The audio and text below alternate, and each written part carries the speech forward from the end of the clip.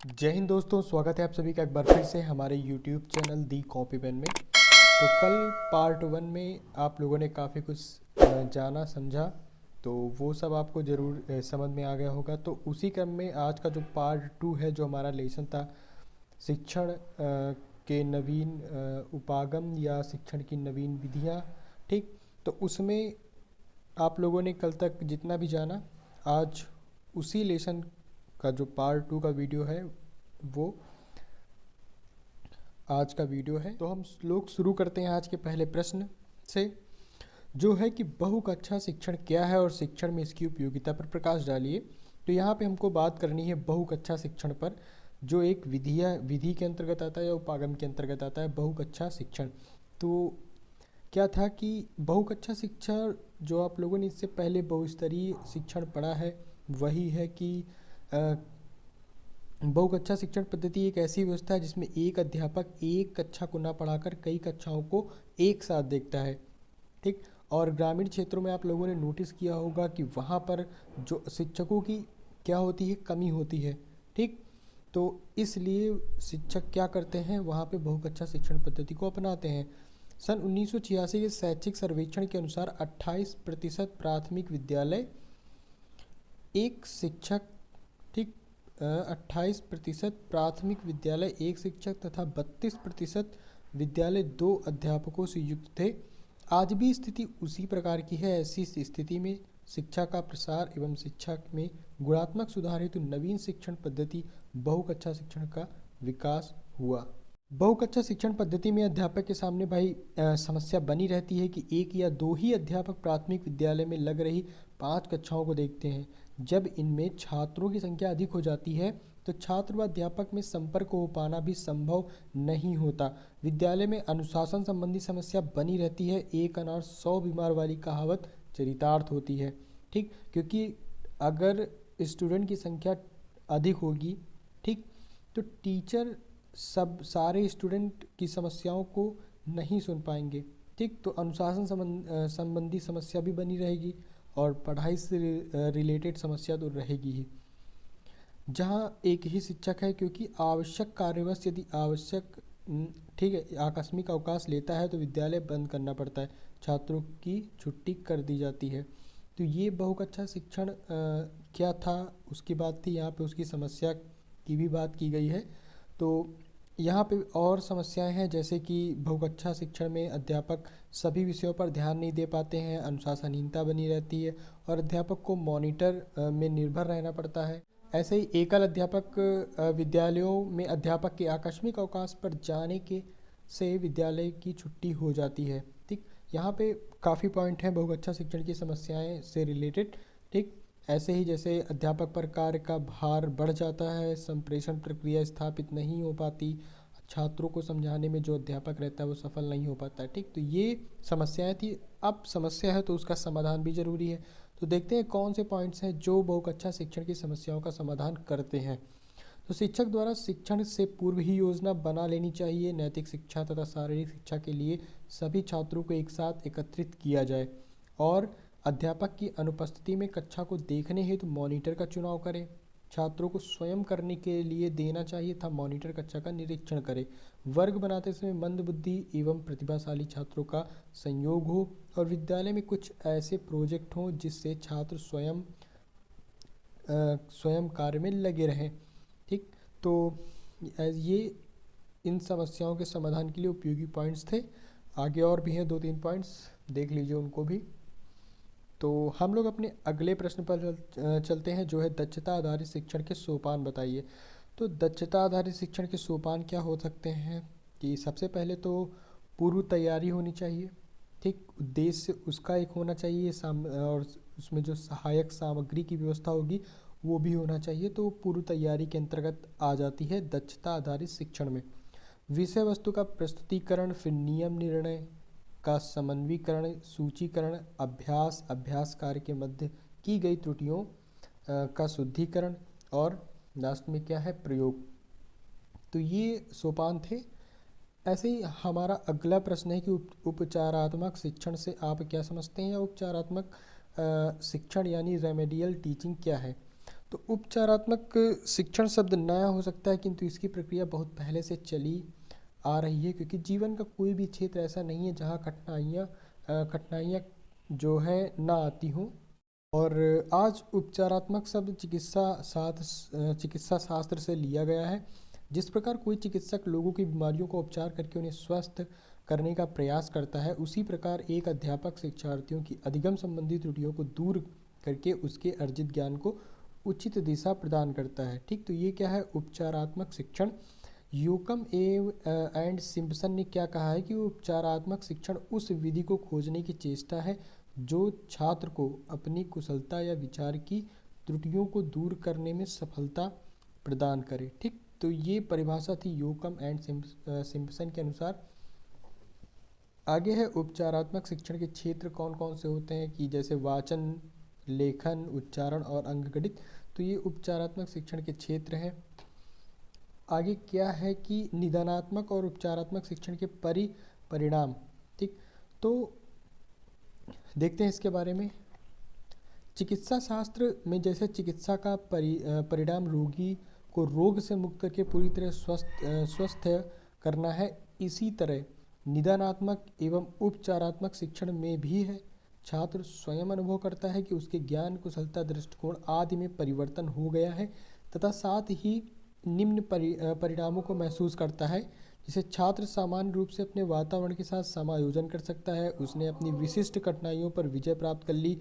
वह अपने मानसिक और संवेगात्मक संघर्षों से मुक्त हो गया है। अब वह स्पष्ट रूप से चिंतन करता है। वह अपने विचारों को भली भांति प्रकट कर सकता है। उसमें आत्मविश्वास की भावना विकसित हो जाती है। उसे अपनी उपलब्धियों में संतोष की प्राप्ति होती है। ठीक, तो ये निदानात्मक और उपचारात्मक शिक्षण के परिणाम होते हैं, जिनको जो विद्यार्थी रहता है इन परिणामों को महसूस कर सकता है। अब निदानात्मक शिक्षण का महत्व बताइए, तो देखते हैं कुछ पॉइंट्स इसके महत्व को जो इंडिकेट करते हैं कि निदानात्मक विधि से छात्र और अध्यापक दोषों या कठिनाइयों को जान पाते हैं। ठीक, और फिर उसे बढ़ने नहीं देते। इससे बालकों में बुरी आदतों का बनना बंद हो जाता है। निदान के आधार पर ही उपचार की व्यवस्था होती है, यानी निदान के बिना उपचार संभव नहीं।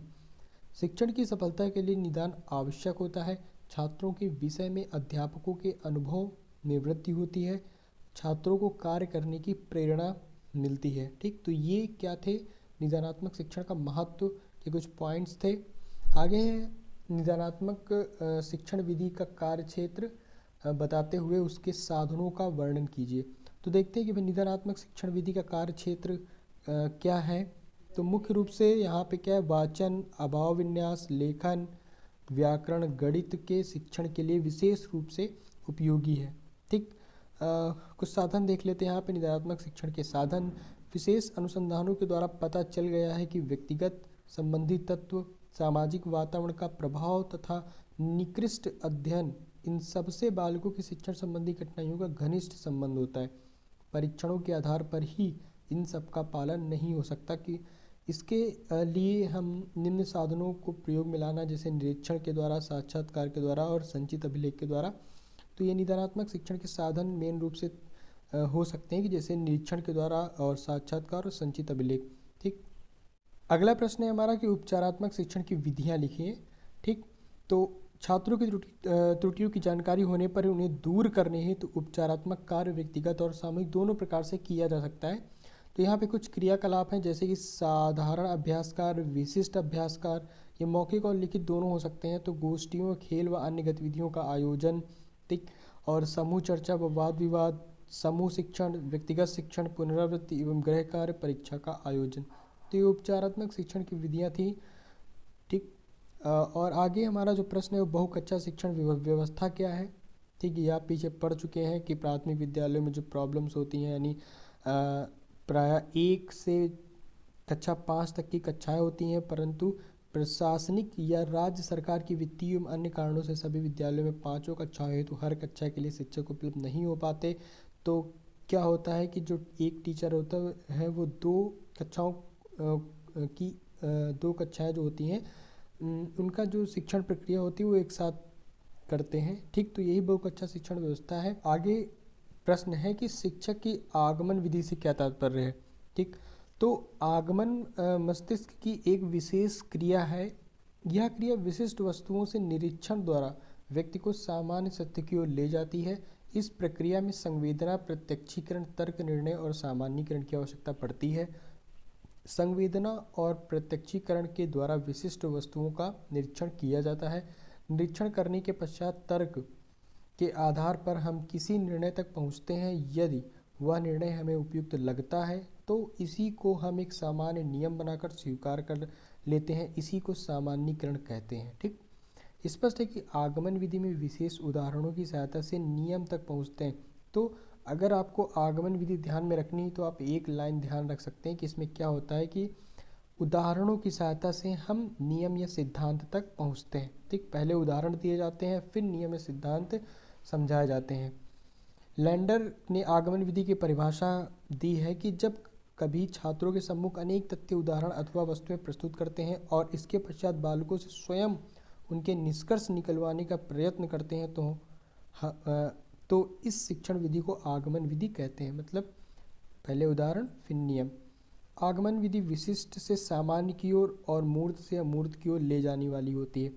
तो आगमन विधि कैसी होती है? विशिष्ट से सामान्य की ओर, मूर्त से अमूर्त की ओर।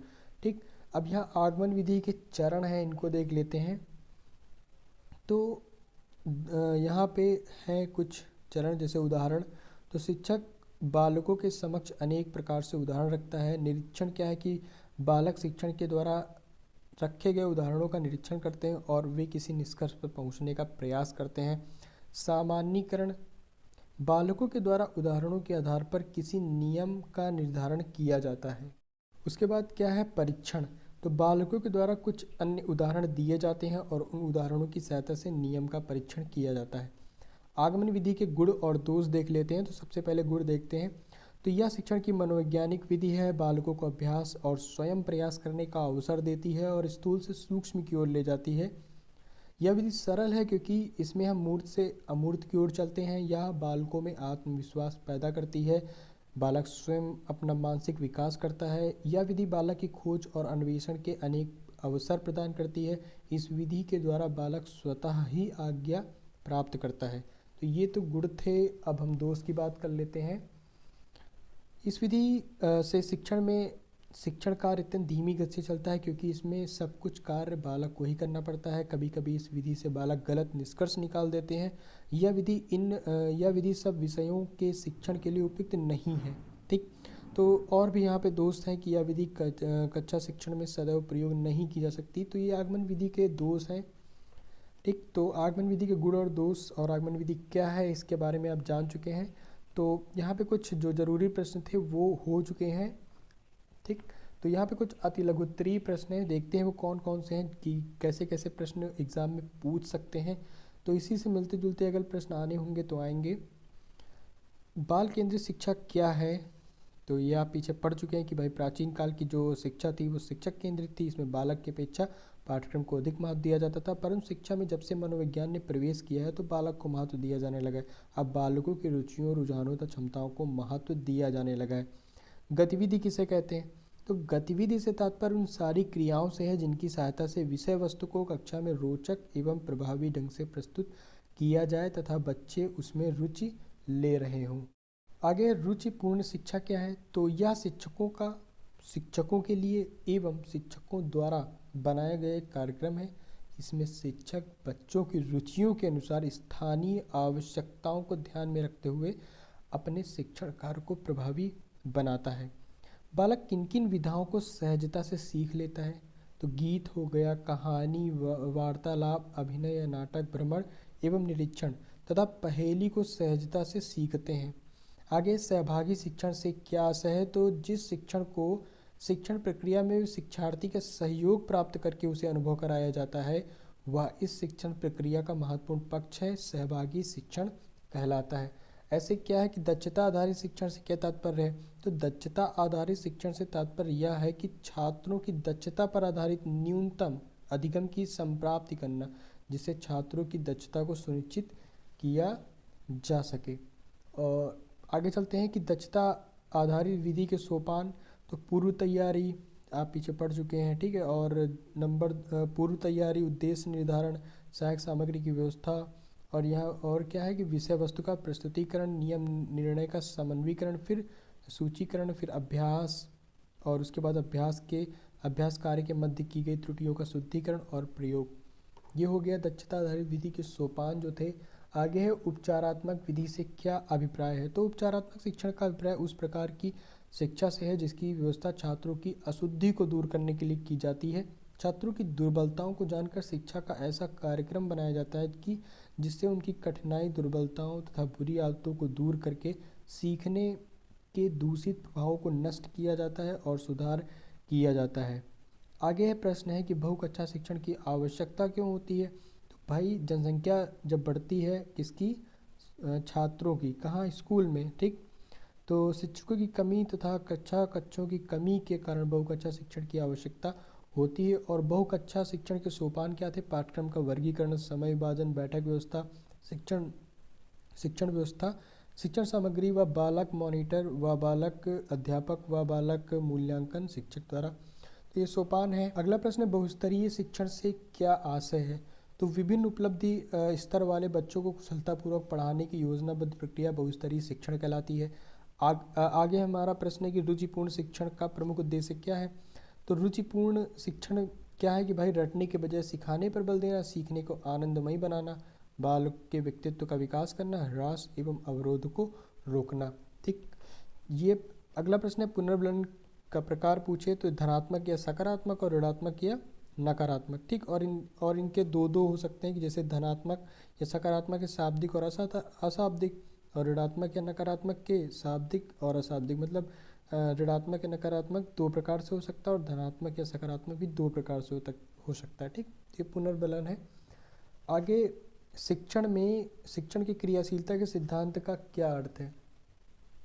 तो क्रियापरक शिक्षण का अभिप्राय ऐसे शिक्षण से जिसमें क्रिया के माध्यम से ज्ञान प्रदान किया जाता है। इसमें छात्र अपनी स्वयं की क्रिया के द्वारा ज्ञान प्राप्त करता है। और खेल पर आधारित दो शिक्षण प्रविधियों के नाम लिखिए। तो ये इंपॉर्टेंट क्वेश्चन है। तो पहली तो खेल है, इसमें दो आप कोई भी लिख सकते हैं। खेल विधि हो गई किंडरगार्टन, मॉन्टेसरी, प्रोजेक्ट और डाल्टन विधि, ठीक। तो ये खेल पर आधारित दो शिक्षण विधियाँ, इनमें से आप कोई भी लिख सकते हैं। यहाँ पे 5 लिखी हुई हैं, ठीक।